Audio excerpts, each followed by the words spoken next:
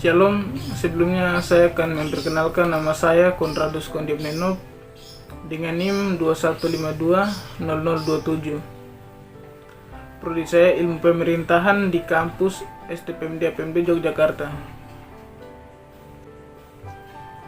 Di sini saya akan membahas menurut pemahaman saya dari materi kuliah Teori Pemerintahan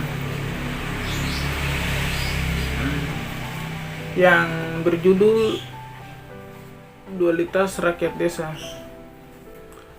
Ya, Indonesia dalam masyarakat majemuk, ganda, duel, plural. Studi tentang ini itu sudah sangat banyak. Dari sisi hukum, kita mengenal hukum positif, hukum milik negara, tapi juga ada hukum-hukum lokal, dan ada juga hukum secara langsung yang berhubungan dengan hukum agama. Nah, secara budaya pasti multikulturalisme. Kalau secara ekonomi, kita juga mengenal kemajemukan. Dulu tulisan tentang duel ekonomi itu sampai sekarang masih relevan untuk kita bicarakan, meskipun para ekonomi itu tidak suka dengan konsep duel ekonomi. Dan ada sektor tradisional, ada juga sektor modern, dan itu menciptakan multistrukturalisme. Artinya tidak hanya multikultur, tapi juga multistrukturalisme. Artinya juga multistruktur. Itu multistruktur itu memiliki struktur negara, tapi juga memiliki kesatuan masyarakat lokal, termasuk desa. Jadi negara versus desa, artinya semuanya serba. Jadi negara versus desa. Jadi di Amerika, di Eropa itu sudah tidak ada multistruktur. Jadi negara dan desa, artinya semuanya serba negara. Sudah tidak ada negara dan desa lagi.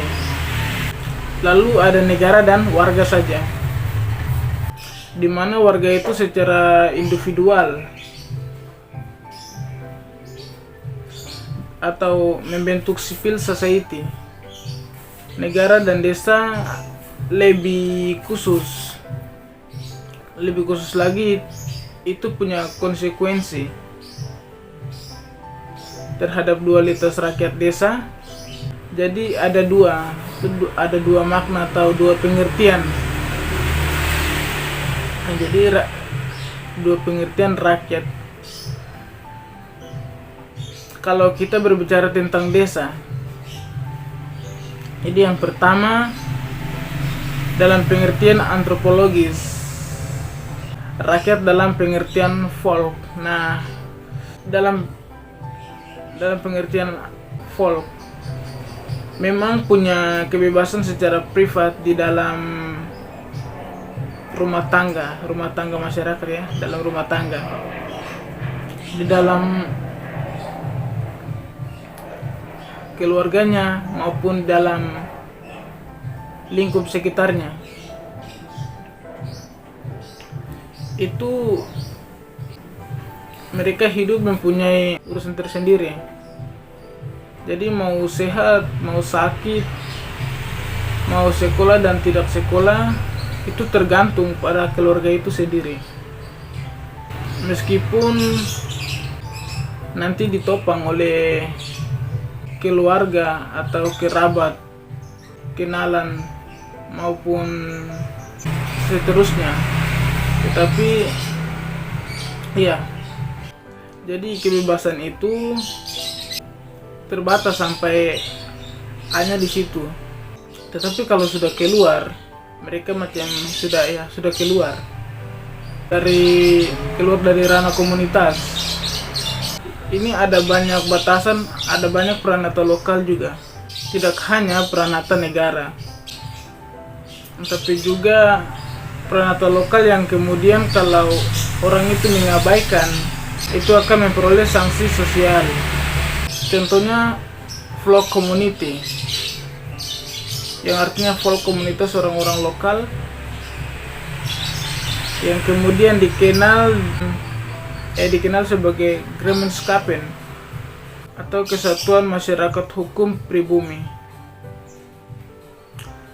atau juga bisa dikenal dengan self-governing community, atau istilah lain menjalankan pemerintah itu secara umum, punya fungsi pengayoman dan perlindungan, dan juga distribusi tentu dengan mekanisme atau peranata lokal. Sementara kalau kebebasan yang liberal itu memang terbatas hanya sampai situ, tidak melebihi kriterianya. Jadi demokrasi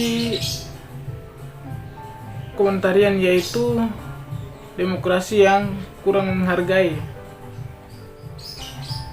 kebebasan individual, tapi juga lebih banyak berbicara tentang kebaikan bersama atau kolektif. Oleh karena itu dari hari ke hari itu mengalami transformasi dari yang bersifat komunal dulu dalam hal kepemilikan, tetapi kemudian mengalami transformasi. Jadi ia menjadi kolektivitas, meskipun kolektivitas sebagai penada folk.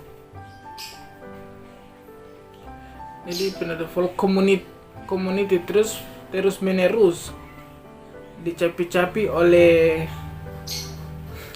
kekuatan negara. Jadi ini yang pertama, yaitu folk community. Pengertian people jadi people ini pengetahuan atau kosakata universal yang secara menyeluruh. Rakyat dalam pengertian pemerintahan modern. Di sini setiap orang sebagai people itu punya kebebasan untuk menjadi pemerintahan desa, menjadi kepala desa, menjadi anggota badan masyarakat desa, kemudian juga terlibat dalam ruang-ruang publik desa, dan seterusnya. Ya, baik.